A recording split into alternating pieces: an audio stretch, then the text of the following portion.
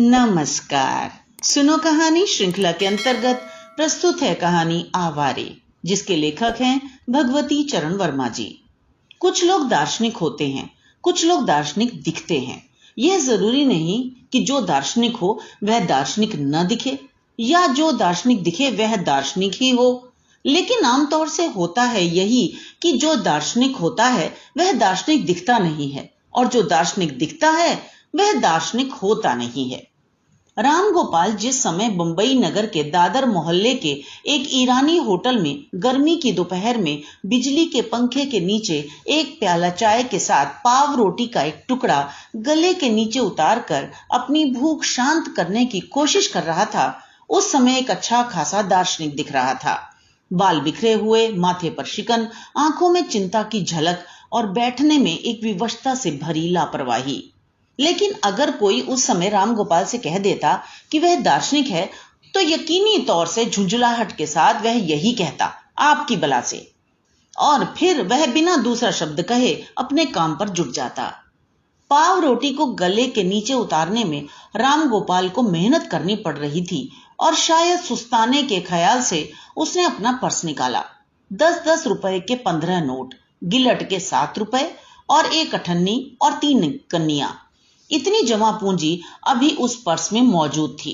इसके अलावा कुछ सिफारिशी चिट्ठियां जिन्हें निर्दिष्ट स्थान पर पहुंचाने के लिए उसने बंबई के कई फिल्म स्टूडियो के दर्जनों चक्कर लगाए थे।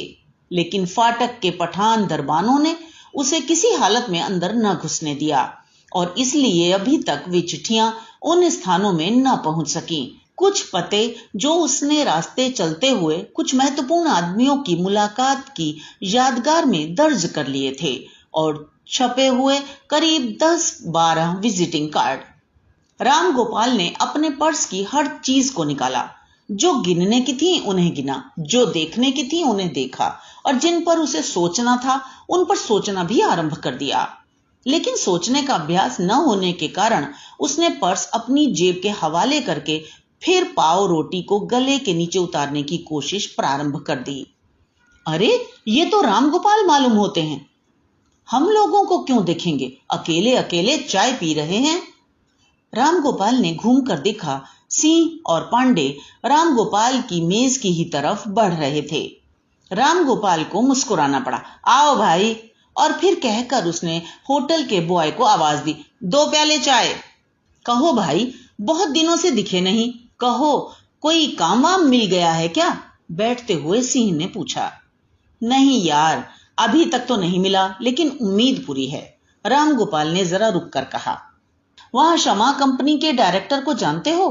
अरे वही मिस्टर कमानी, कल शाम को उनसे मुलाकात हो गई थी। बड़े तपाक के साथ मिले, गले में हाथ डाल दिया, बोले तुम्हें अगली पिक्चर में विलेन का काम दूंगा, वादा कर लिया है। पांडे हंस पड़ा। तुम्हें विलेन और मुझे हीरो, मुझसे भी वादा किया था। राम गोपाल चौंक पड़ा। उसे बड़ी आसानी से विलेन का पार्ट मिल सकता है। यही नहीं, अगर कोई समझदार डायरेक्टर हो तो वह हीरो भी बना सकता है, इसका उसे पूरा यकीन था। लेकिन पांडे को जो आदमी हीरो बनाने को सोचे वह या तो पागल है या मजाक कर रहा है। उसने पांडे को फिर एक दफा गौर से देखकर कहा, तुम्हें हीरो बनाने का वादा किया है? सच कह रहे हो? अरे छोड़ो भी, गए हुए लोगों के वादों पर लड़ना झगड़ना बेकार है। सिंह ने उन दोनों की बात अधिक न बढ़े इसलिए कहा। राम गोपाल का चेहरा उतर गया। सिंह की बात में तथ्य है, इस बात को उसने महसूस किया। एक बंधती हुई उम्मीद टूट गई। पांडे ने राम गोपाल के चेहरे की निराशा देख ली।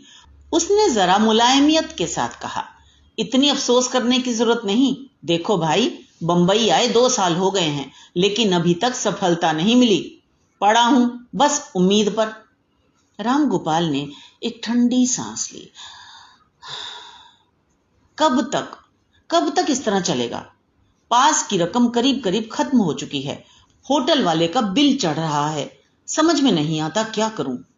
पांडे ने कहा, अगर तुम मेरी सलाह मानो तो होटल छोड़ दो और एक कमरा किराए पर ले लो। जब तक कमरा न मिले तुम मेरे कमरे में रह सकते हो।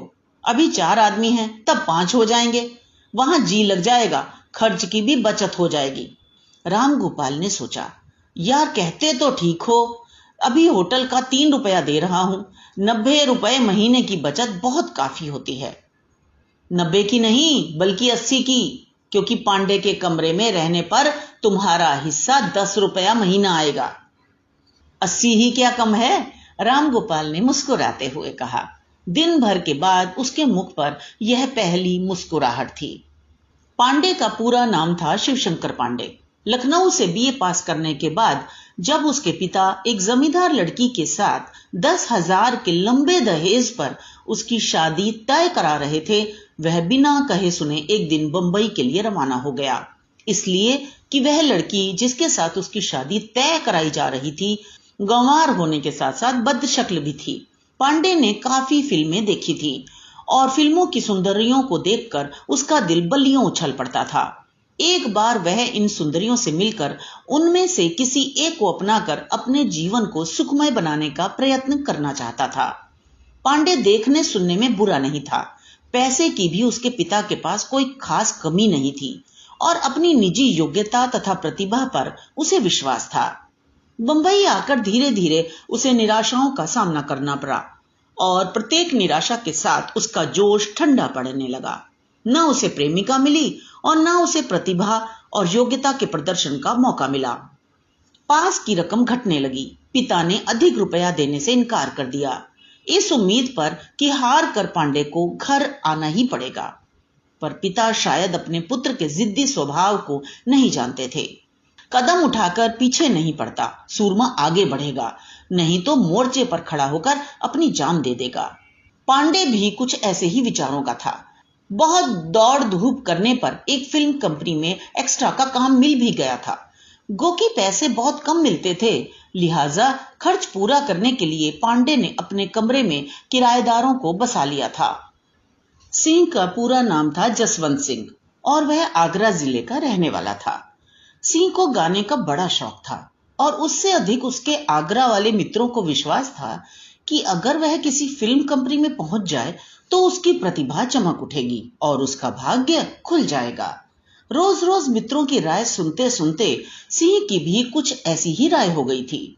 22-23 साल का नवयुवक, दुनिया का उसे तजुर्बा न था। मित्रों ने दम दिलासा देकर उसे बंबई लाद दिया, लेकिन बंबई आकर उसने देखा कि यहाँ हर जगह सिफारिश चलती है। कई जगह गया, अपने गाने सुनाए, लोगों ने उसकी तारीफ की, लेकिन फिल्म कंपनी में जो काम न मिला सो न मिला। हाँ, एक आध ट्यूशन उसे जरूर मिल गए और इस उम्मीद पर कि निकट भविष्य में उसे काम जरूर मिलेगा, उसे ट्यूशन से ही संतोष करना पड़ा। सिंह घर का खुशहाल न था। एक दिन जब वह एक फिल्म कंपनी के दरबान से गिड़गिड़ाकर भीतर घुसने का प्रयत्न कर रहा था, उसकी मुलाकात पांडे से हो गई। पांडे ने उसकी कहानी सुनी। कहानी सुनकर उसे दया आई। उसने फुटपाथ पर या बरामदों में सोने वाले उस युवक को अपने कमरे में आश्रय दे दिया। बाद में सिंह को जब कुछ कामकाज मिला, तब वह पांडे के कमरे के किराए का एक भाग देने लगा।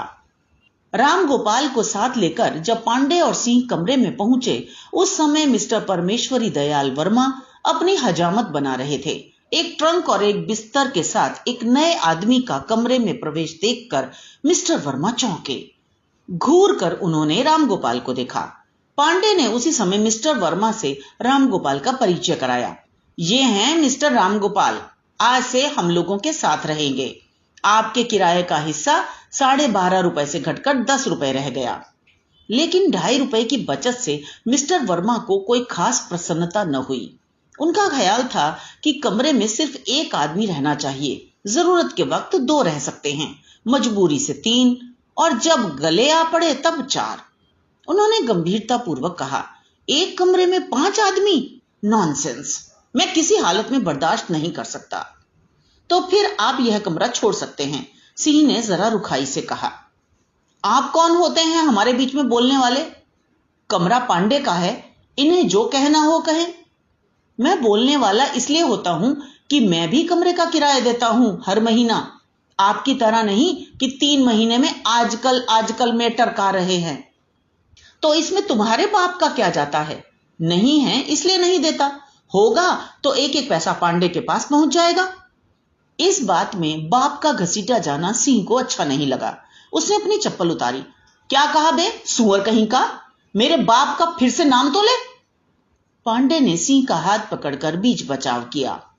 मिस्टर वर्मा शांत भाव से दाढ़ी बनाते रहे, अंग्रेजी कंपनी के असिस्टेंट मैनेजर होकर।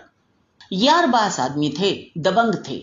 एक दिन उन्होंने और उनके अंग्रेज मैनेजर ने साथ साथ पी और जी खोल कर पी। पीने के बाद उनमें और उनके मैनेजर में बातचीत आरंभ हुई।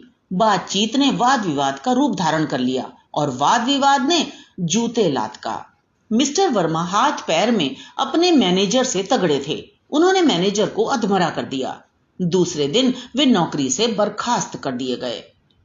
नौकरी से निकाले जाने के बाद मिस्टर वर्मा को यह अनुभव हुआ कि नौकरी के माने होते हैं गुलामी, और उनमें कुछ राजनीतिक चेतना भी जागृत हुई। जो कुछ रकम उनके पास थी उसे बीवी बच्चों को देकर उन्होंने अपने देश रवाना किया। अकेले वे व्यापार करने के लिए बंबई में रह गए। फोर्ट एरिया में अपने एक मुलाकाती के दफ्तर में उन्होंने एक मेज डलवा ली और कमीशन एजेंसी का कारोबार शुरू कर दिया। पास की सारी रकम उन्होंने बीवी के हवाले कर दी।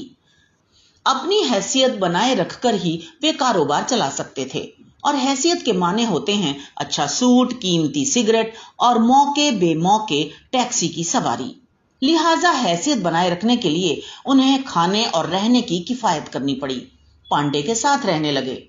कारोबार शुरू किए हुए उन्हें अभी कुल 6 महीने हुए थे और अब जाकर उन्हें कहीं इतना मिलने लगा था कि कर्ज लेकर काम न चलाना पड़े। शेव करके मिस्टर वर्मा ने एक अच्छा सा रेशमी सूट निकाला। सूट पहनते हुए उन्होंने कहा, सी, कल जो मेरी टाई ले गए थे वह कहां है? वही तुम्हारी खूंटी पर टांग दी थी। सी ने, जो उस समय एक जासूसी उपन्यास पढ़ने में व्यस्त हो गया था, बिना मिस्टर वर्मा की ओर देखे उत्तर दिया, तुमने मुझे क्यों नहीं वापस की? जरूरत के वक्त तो गिड़गिड़ाकर मांग कर ले जाते हैं और फिर नवाब साहब की तरह चीज फेंक देते हैं, कमीने कहीं के। सिंह पढ़ने में इतना व्यस्त था कि उसने मिस्टर वर्मा को उत्तर देने की आवश्यकता नहीं समझी। सिंह के मौन से मिस्टर वर्मा का पारा और भी चढ़ गया।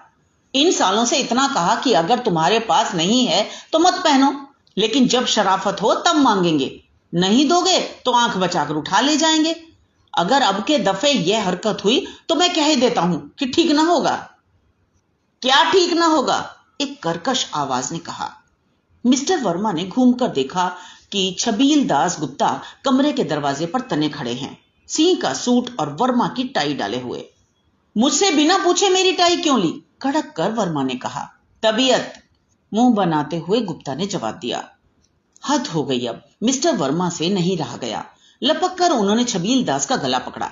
तो फिर मेरी भी तबीयत यह है कि आज तुम्हारी अच्छी तरह मरम्मत कर दूं। हाँ, यह गजब मत करना। सिंह डिटेक्टिव नॉवेल छोड़कर बीच बचाव करने दौड़ा, इस डर से कि कहीं इस हाथापाई में उसका सूट न फट जाए। छबील दास ने टाई गले से उतारकर वर्मा को दे दी और मिस्टर वर्मा सज धज कर तैयार हो गए। अपने ट्रंक से उन्होंने स्टेट एक्सप्रेस का एक टिन निकाला और 10 सिगरेट, जो वास्तव में स्टेट एक्सप्रेस थीं, उन्होंने एक और हटाकर बाकी नंबर 10 सिगरेटों में से एक एक उन्होंने कमरे में सब लोगों को दी। इसके बाद वे अपने कारोबार के लिए रवाना हो गए। छबील दास टाई के हाथ से निकल जाने पर उदास हो गए थे। उस दिन उनका भाग्य खुलने वाला था। बात यह थी कि पिछले दिनों उन्हें सुशीला का पत्र मिला था और सुशीला ने उन्हें दूसरे दिन सुबह के समय अपने यहां मिलने के लिए बुलाया था। सुशीला छबील दास के नगर बनारस की वैश्या की पुत्री थी। छबील दास अचानक एक दिन उसके प्रेम में पड़ गए। उन दिनों छबील दास हिंदू विश्वविद्यालय में एमए में पढ़ते थे। उत्साही नवयुवक थे, राजनीतिक अभिरुचि के थे, कांग्रेस के पक्के कार्यकर्ता थे। विश्वविद्यालय में उनके व्याख्यानों की, उनके चरित्र बल की, उनके व्यक्तित्व की धाक थी।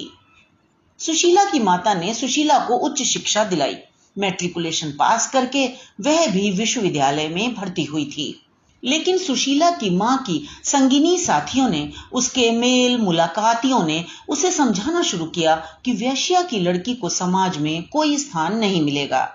ऐसी हालत में उसे उच्च शिक्षा देना उसकी जिंदगी बर्बाद कर देना था। और धीरे धीरे सुशीला की माता को यह विश्वास होने लगा था कि सुशीला को कॉलेज से हटाकर उसे पेशे में लगा देने में ही सुशीला का कल्याण है। सुशीला को इन बातों की भनक पड़ गई थी और लगातार कई दिनों तक इस नई समस्या पर सोच विचार के बाद सुशीला इस निर्णय पर पहुंची कि उसी दिन शाम को उसे किसी योग्य, समझदार और नेक आदमी की सलाह लेनी चाहिए। उसी दिन छबील दास का एक महत्वपूर्ण व्याख्यान राजनीति और समाज पर हुआ था और उस व्याख्यान से सुशीला प्रभावित हुई थी। हिम्मत करके सुशीला ने छबील दास को अपनी दास्तान सुनाई और उसकी सलाह मांगी। सत्याग्रही किस्म के युवक छबील दास ने सुशीला को दृढ़ता, चरित्र और सत्य पर कुर्बान हो जाने का संदेश दिया। सुशीला को ऐसा लगा मानो उसे एक पथ प्रदर्शक, एक देवता, एक आराध्य मिल गया। सुशीला और छबील दास की दोस्ती बढ़ी और वह दोस्ती लोगों की नजर में खटकी। इस दोस्ती की चर्चा छबील दास के चाचा लाला मलूक दास के कानों तक पहुंची। लाला मलूक दास की चौक में परचून की एक बहुत बड़ी दुकान थी और उनकी गणना नाक वालों में होती थी। उन्होंने इस विषय पर छबील दास से जिरह बहस की और जिरह बहस के बाद इस नतीजे पर पहुंचे कि अगर जल्दी ही रोकथाम नहीं की जाती तो लड़का वैश्या की लड़की से शादी करके सारे घर की नाक कटवा देगा। उन्होंने बलिया जाकर, जहां उनके बड़े भाई छबील दास के पिता शाह बुलाकी दास रहते थे, इस मामले में बातचीत की। शाह बुलाकी दास बलिया जिले के महाजन, जमींदार और ना जाने क्या क्या थे। उन्होंने बीमारी का तार देकर छबील दास को घर बुलाया और उसके हाथ पैर बांधकर जबरदस्ती उसकी शादी पास के एक जमींदार की लड़की से करा दी। दहेज में रुपए, पैसे, चीज वस्तु के साथ छबील दास के ससुर ने, जिनके डाकू होने का लोगों को शक था, छबील दास को एक धमकी भी दी कि अगर भविष्य में छबील दास और सुशीला के संबंध में कोई शिकायत सुनी गई तो बनारस के चौक में छबील दास की जूतों से मरम्मत की जाएगी। छबील दास के चाचा को शायद इस बात का पता नहीं था कि कांग्रेस का सत्याग्रही कार्यकर्ता बला का जिद्दी होता है। एक तो छबील दास इस जबरदस्ती वाली शादी से नाराज था, उस पर ससुर के इस नए किस्म के दहेज ने आग में घी का काम किया। बनारस लौटने पर छबील दास को सुशीला ने बतलाया कि अब उसकी मां बिना उससे पेशा कराए न मानेगी। छबील दास ने सुशीला को अपनी कहानी सुनाई। दोनों में तय हुआ कि बंबई चला जाए। मोरारजी देसाई, कन्हैयालाल मुंशी आदि बड़े बड़े नेता वहां पर हैं ही। इन नेताओं के आश्रय में रहकर दोनों देश का काम करेंगे। उसी रात दोनों बंबई के लिए रवाना हो गए। बंबई जाने पर सुशीला और छबील दास दोनों को यह पता चला कि वास्तविकता कल्पना से कहीं अधिक कुरूप होती है। बड़े बड़े नेताओं के पास इतना समय नहीं था कि इन लोगों से मिलें। छोटे नेताओं ने दर पर्दा छबील को ठुकराकर सुशीला को हथियाने की कोशिश की और एक दिन छबील दास को पता चला कि सुशीला एक करोड़पति सेठ के यहाँ, जो कांग्रेस का एक मोटा कार्यकर्ता था, बैठ गई। और जिस दिन सुशीला उसके यहां से चली गई, उस दिन छबील दास को पता चला कि वह सुशीला से बहुत अधिक प्रेम करने लगा था। सुशीला के इस प्रकार करोड़पति के रुपयों के लोभ में पड़कर उनके प्रेम को ठुकरा देने से छबील दास के हृदय को एक गहरी ठेस लगी। उसने 4-6 बार सुशीला से मिलने की कोशिश की, लेकिन सुशीला ने कोई ना कोई बहाना बनाकर मिलने से इनकार कर दिया। उसने सुशीला को कई पत्र लिखे, लेकिन उसे किसी भी पत्र का उत्तर न मिला। उसे कांग्रेसी नेताओं से गहरी घृणा हो गई। एक बार सुशीला से मिलकर वह बतला देना चाहता था कि किस प्रकार उसने उसकी जिंदगी को बर्बाद कर दिया। घर जाने की हिम्मत न होती थी, क्योंकि डाकू ससुर की खौफनाक मूर्ति उसकी आंखों के आगे नाच उठती थी। पागल सा वह बंबई की सड़कों की धूल छानता फिरता था। एक दिन सिंह उसी पार्क में सोया था जिसमें छबील दास सो रहा था। माली ने जब रात के समय दोनों को पार्क से निकाला, तब दोनों का परिचय हुआ। सिंह ने पांडे के यहाँ जगह पाकर छबील दास को भी अपने साथ बुला लिया। इसके बाद छबील दास ने एक दफ्तर में क्लर्की कर ली।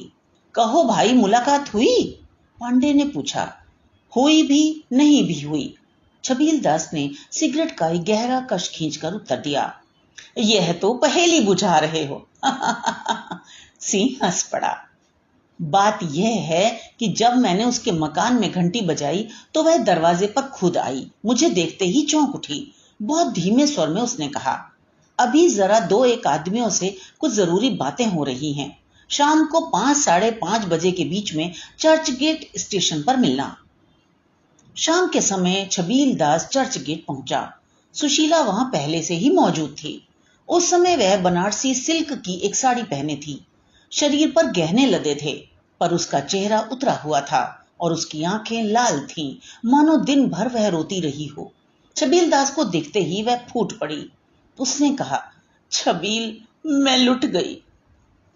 सुशीला के आंसू देखकर छबील दास एक बार पिघल गया। उस समय वह भूल गया कि उसके सामने खड़ी स्त्री ने उसे धोखा दिया था। उसने कहा, क्या बात है, इतना अधीर होने की कोई बात नहीं, मैं हूं, बतलाओ तो क्या हुआ। हीरालाल ने मेरे जाली दस्तखत बनाकर बैंक से सब रुपए निकाल लिए। उसका दिवाला निकल गया है। मकान का किराया 3 महीने से नहीं दिया गया है। मकान वाले का नोटिस आया है। मेरी समझ में नहीं आता कि क्या करूं। मकान का कितना किराया है? छबील दास ने पूछा। 150 रुपए महीना, 450 देने हैं, पास में एक पैसा नहीं है। यह कहकर सुशीला ने सोने की एक अंगूठी निकालकर छबील दास को दी। कल के लिए घर में अनाज नहीं है, इसे बेचकर कल कुछ रुपया ला देना। छबील दास के नेत्रों में करुणा छलछला पड़ी। उसने कहा, सुशीला, मुझे अफसोस है कि मेरे पास रुपए नहीं है और तुम्हें यह दिन देखना पड़ा कि गहने बेचो। भगवान की जैसी मर्जी, कल सुबह मैं रुपए ले आऊंगा। छबील दास सुशीला को पास के एक होटल में ले गया। वह कितना खुश था। 1 साल बाद सुशीला उसके पास लौट आई थी। उस समय सुशीला के प्रति उसका क्रोध, उसके प्रतिकर्मों के प्रति उसकी घृणा, वह सब लोप हो चुके थे। छबील दास की जेब में जो 11 आने पैसे थे, उनका ईरानी होटल में जैसा तैसा नाश्ता करके छबील दास ने सुशीला को विदा दी। वह खुद बिना टिकट गाड़ी पर बैठकर घर आया। जिस समय छबील दास घर लौटा, वह प्रसन्न भी था, चिंतित भी था। उस समय कमरे में मिस्टर वर्मा बिस्तर पर लेटे हुए सुस्ता रहे थे और राम गोपाल एक उपन्यास पढ़कर समय काटने की कोशिश कर रहा था। सिंह और पांडे भोजन करने होटल चले गए थे। सुशीला की अंगूठी बिके और वह भी छबील दास के हाथों। छबील दास का हृदय रो रहा था। आज उसे अपनी गरीबी, विवशता, यह सब बुरी तरह अखर रही थी। उसने वर्मा के चेहरे को देखा, शांत, गंभीर, निश्चिंत। उसकी हिम्मत बढ़ी। वर्मा, कुछ बिजनेस बढ़ा?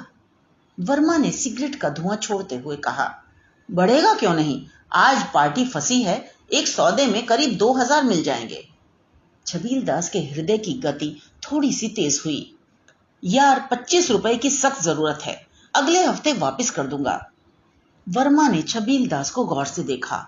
मौन भाव से छबील दास को उसी तरह कुछ देर देखते रहे। छबील दास का हृदय आज जोरों के साथ धड़कने लगा था। वर्मा ने आखिर अपनी खामोशी तोड़ी। 25 रुपए, ऐसी क्या जरूरत आ पड़ी? छबील दास की आशा और बढ़ी। भाई, जीवन मरण का प्रश्न है, कल सुबह तक 25 रुपए किसी भी तरह मुझे चाहिए ही। वर्मा ने उसी प्रकार गंभीरता से उत्तर दिया, जीवन मरण का प्रश्न है, तब तो तुम्हें किसी ना किसी प्रकार रुपयों का इंतजाम करना ही होगा। मेरे पास तो इस समय एक पैसा नहीं है, और अगर एक हफ्ता ठहर सकते तो 25, 50, 100 जितना मांगते दे सकता था। छबील दास को ऐसा लगा मानो उसका हृदय बैठा जा रहा है। वह अपने दिल को संभालने में व्यस्त हो गया और वर्मा कह रहे थे, देखो, मुझे कल 15 रुपए की सख्त जरूरत है। एक सेठ को मैंने लंच के लिए बुलाया है, उससे बहुत बिजनेस की उम्मीद है। 25 रुपए का तुम्हें इंतजाम करना ही है, क्योंकि यह तुम्हारे जीवन मरण का प्रश्न है। तो जैसे 25 वैसे 40, कल सुबह 15 रुपए दे देना। एक हफ्ते में मैं तुम्हें 15 की जगह 150 रुपए वापस कर दूंगा। वर्मा की यह बात सुनकर राम गोपाल ठहाका मारकर हंस पड़ा। वर्मा ने राम गोपाल के हंसने पर कोई ध्यान नहीं दिया। छबील दास राम गोपाल की ओर घूमा। आपका परिचय? छबील दास ने पूछा। छबील दास से राम गोपाल का कोई परिचय न कराया गया था, क्योंकि छबील दास उस दिन सुबह से ही अपने मामलों में बुरी तरह उलझा हुआ था। जी, मैं भी इसी कमरे में आज से रहने लगा हूं और आपका पड़ोसी हुआ। मैंने पांडे जी से आपकी दास्तान सुनी, काफी दिलचस्प थी। आपकी बला से, छबील दास ने रुखाई से उत्तर दिया। छबील दास की रुखाई का राम गोपाल पर कोई खास असर नहीं पड़ा। इस समय वह छबील दास से मित्रता बढ़ाने की कोशिश कर रहा था। राम गोपाल सुलझे हुए दिमाग का आदमी था। एक साधारण कुल में बहुत बड़ी आकांक्षाएं लेकर वह पैदा हुआ था और उसके जीवन में नेकी, सत्य, ईमानदारी, यह सब उनकी सुविधाओं पर अवलंबित थे। शायद इतना अधिक महत्वाकांक्षी और अवसरवादी होने के कारण वह आज तक न कोई अपना मित्र बना सका था और न कहीं टिक ही सका था। उसके रिश्तेदार उससे घबराते थे। जो स्पष्ट वक्ता थे और निर्भीक थे, उन्होंने साफ साफ उससे उनके घर में न आने को कह दिया था। और जो शरीफ और मोहब्बत वाले थे, वे ऐसी परिस्थिति पैदा कर देते थे कि राम गोपाल को जबरदस्ती उनका घर छोड़ना पड़े। ऐसा नहीं कि राम गोपाल को घर में पैसे की कोई तंगी रही हो। उसके पिता ने उसे नौकरी कर लेने को बहुत जोर दिया। मैट्रिकुलेशन पास राम गोपाल के लिए 100-125 की नौकरी बड़ी बात नहीं थी, लेकिन राम गोपाल की निगाह लाखों पर थी। उसने सुन रखा था कि सिनेमा लाइन एक ऐसी लाइन है जहां आदमी आसानी से लखपति या करोड़पति बन सकता है, और इसलिए पिता से अनुनय विनय करके तथा एक बड़ी रकम लेकर वह बंबई के लिए रवाना हो गया था। बंबई में काफी चक्कर काटने के बाद एक बात उसकी समझ में और आई। अगर किसी युवक के साथ एक सुंदर स्त्री है तो उसे आसानी से सफलता प्राप्त हो सकती है, लेकिन राम गोपाल को ऐसी सुंदर स्त्री कहां से मिलती। और आज छबील दास की कहानी सुनकर एकाएक उसके दिमाग में एक बात आई। क्या भगवान ने मुझे अनायास इस कमरे में इन लोगों के साथ मेरी सहायता करने के लिए भेज दिया है? राम गोपाल ने कहा, अजीब दुनिया है। दूसरों से हमदर्दी करो, उनकी सहायता करने की सोचो, लेकिन लोग इंसानियत से बात तक नहीं करते। जाने दीजिए, गलती हो गई। तीर निशाने पर पड़ा। छबील दास राम गोपाल के बिस्तर पर बैठ गया। माफ कीजिएगा, बात यह है कि तबीयत अजीब उलझन में है और वर्मा साहब जिस बेहुदेपन से पेश आए, उससे दिमाग का पारा एकाएक बहुत चढ़ गया था। खैर कोई बात नहीं, तो अगर आप बुरा ना माने तो एक बात पूछूं? हाँ हाँ। सुशीला ने क्यों बुलाया था? क्या किसी मुसीबत में है? छबील दास ने कहा, हाँ, बहुत बड़ी मुसीबत में है। उस सेठ ने उसे छोड़ दिया है। घर में खाने के लिए पैसा नहीं है। यह कहकर उसने सुशीला की अंगूठी निकाली। उसने यह अंगूठी बेचने को दी है, लेकिन मैं अंगूठी बेचना नहीं चाहता। अंगूठी बेचना तो बुरा होगा, लेकिन मैं क्या करूं?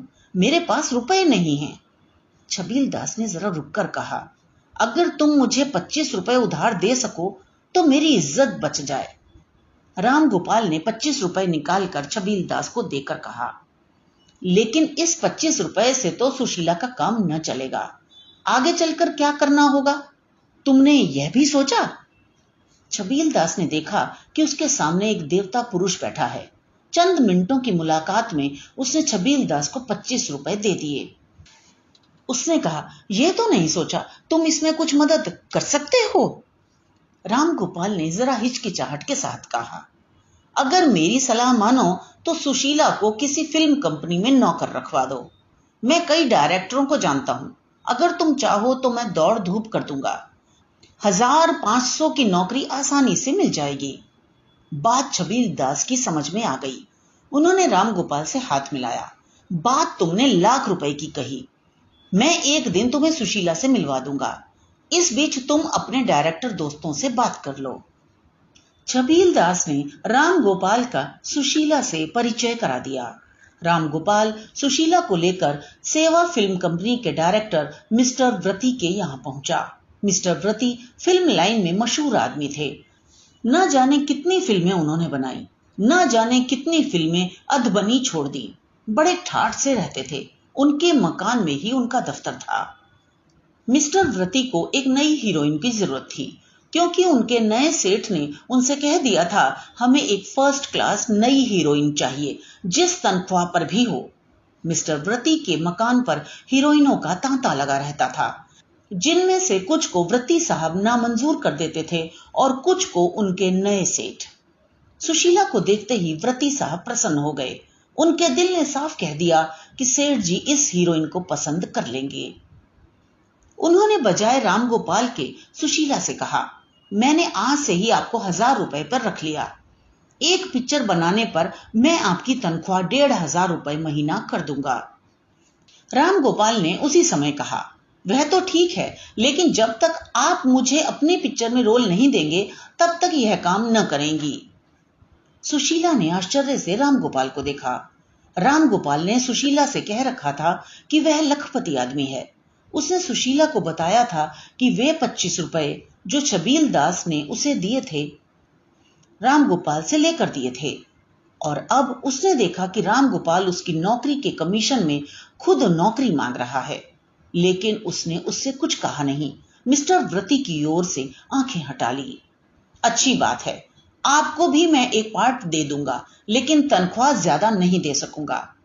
और उसी समय रामगोपाल को सेवा फिल्म कंपनी में 250 रुपए महीने की जगह मिल गई। सेवा फिल्म कंपनी से निकलकर रामगोपाल ने सुशीला से कहा, बहुत बड़ा काम हो गया, इसकी खुशी में आज ताजमहल होटल में खाना खाया जाए। पिछले कुछ दिनों से सुशीला बहुत अधिक परेशान रही थी। आज उसकी परेशानियां दूर हो गई थीं। उसका जी हल्का था और वह हंसना चाहती थी। सेठ हीरामल के साथ वह एक आध दफा ताजमहल होटल गई थी और वहां की चहल पहल, वहां के वैभव से वह प्रभावित हुई थी। उसने कहा, अच्छी बात है। सुशीला को लेकर रामगोपाल ताजमहल होटल पहुंचा। वहां उसने सुशीला से प्रेमालाप आरंभ किया। सुशीला उस दिन प्रसन्न थी। यह प्रेमालाप उसे बुरा नहीं लगा। वह रामगोपाल को प्रेमालाप में बढ़ावा दे रही थी, लेकिन उन दोनों को यह पता न था कि होटल के कोने में एक आदमी बैठा हुआ इन दोनों की गतिविधि को बड़े ध्यान से देख रहा है। उस दिन मिस्टर वर्मा ने पंजाब के एक बहुत बड़े व्यापारी को फांसा था और उसे वे ताजमहल होटल में डिनर खिलाने को ले गए थे। रामगोपाल को एक स्त्री के साथ ताजमहल होटल में बैठा देखकर स्वाभाविक रूप से मिस्टर वर्मा को कौतूहल हुआ, लेकिन उस कौतूहल को उन्हें जबरदस्ती दबाना पड़ा। पर मिस्टर वर्मा साधारणतः ही चीजों को छोड़ देने वाले जीव नहीं थे। जब मिस्टर वर्मा अपने कमरे में पहुंचे तो वे काफी खुश थे। 2000 के फायदे का काम उन्होंने तय कर लिया था। सुशीला को उसके घर पहुंचाकर रामगोपाल उस समय तक अपने कमरे में लौट आया था और छबील दास से वह सुशीला की तथा अपनी सफलता की बात बतला रहा था। लेकिन इस बातचीत में वह ताजमहल होटल जाने की बात और सुशीला से अपनी प्रेम वार्ता को दबा गया था। उसी समय मिस्टर वर्मा ने मार लिया मैदान गाना गुनगुनाते हुए कमरे में प्रवेश किया। आते ही तपाक से उन्होंने रामगोपाल से पूछा, वाह भाई, बड़े छुपे रुस्तम निकले। किस खूबसूरत बला को ताजमहल होटल में फांस ले गए थे? रामगोपाल पकड़ा गया। फिर भी उसने बचने की कोशिश की। मेरी क्लास फेलो थी, बंबई घूमने आई है। क्यों बनाते हो यार, शक्ल से तो एक्ट्रेस मालूम होती थी। मैं भी ताजमहल होटल में मौजूद था और तुम दोनों किसी फिल्म कंपनी की बात भी कर रहे थे। सिंह की ईर्ष्या रामगोपाल के सौभाग्य से काफी भड़क चुकी थी। उसने छूटते ही कहा, सुशीला रही होगी। आज इन्हें और सुशीला दोनों को नौकरी मिली है ना, जश्न मनाने गए थे।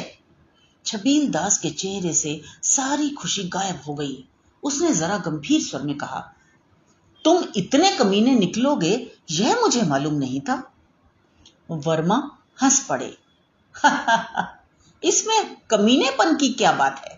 कहा है ना, रंडी किसकी बीवी और भड़ुआ किसका यार। वर्मा की इस हंसी ने आग में घी का काम किया।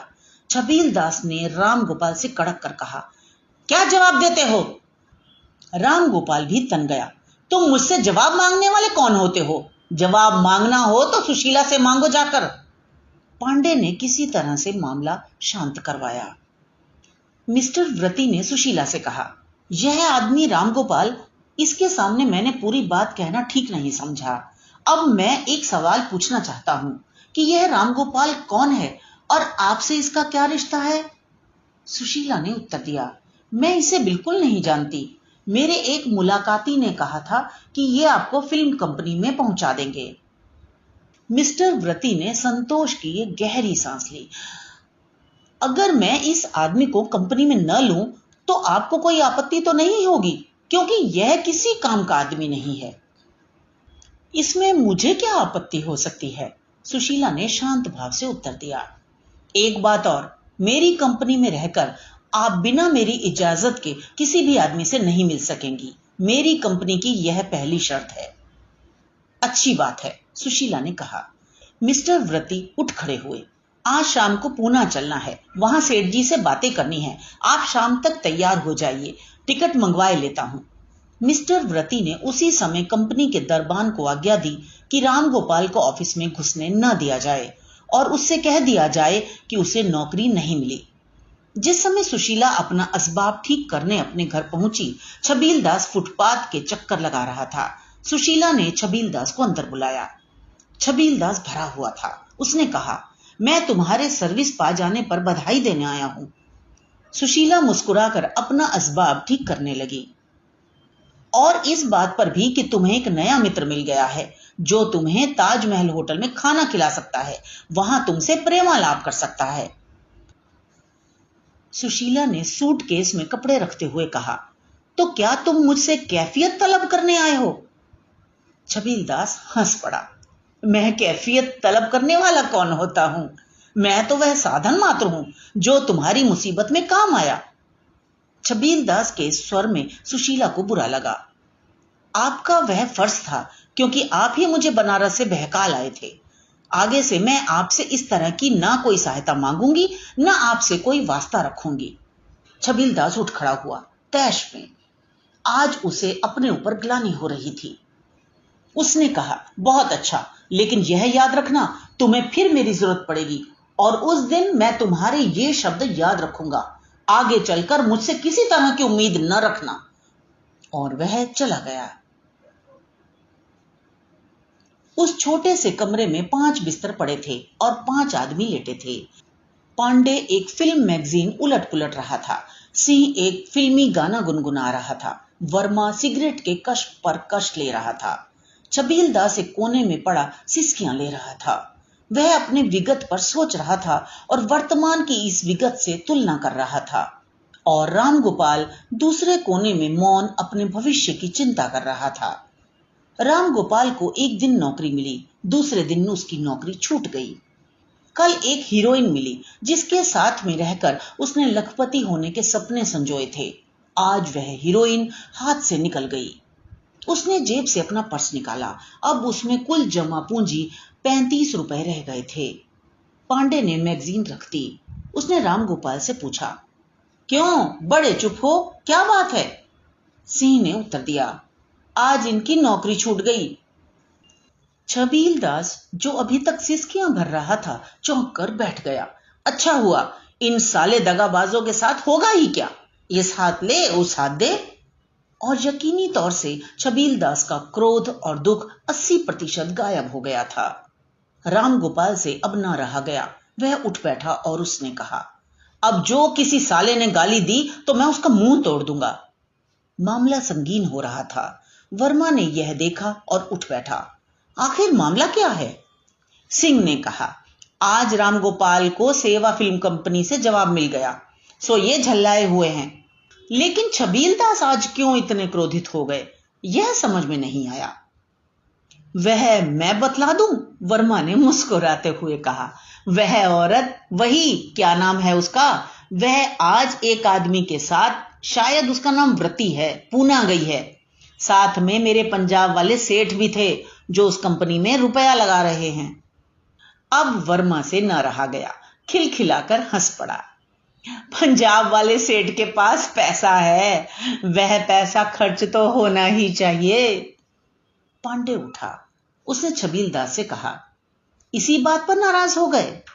अरे भाई, एक दफा तुम्हें छोड़कर चली गई तो अब वह फिर से तुम्हारी कैसे हो सकती थी? भूल जाओ उसे। उधर सिंह रामगोपाल से कह रहा था, ऐसी नौकरियां मिलेंगी और छूटेंगी, इस पर अफसोस करने की क्या बात है? और पांडे और सिंह ने मिलकर छबीलदास और रामगोपाल का हाथ मिलवा दिया।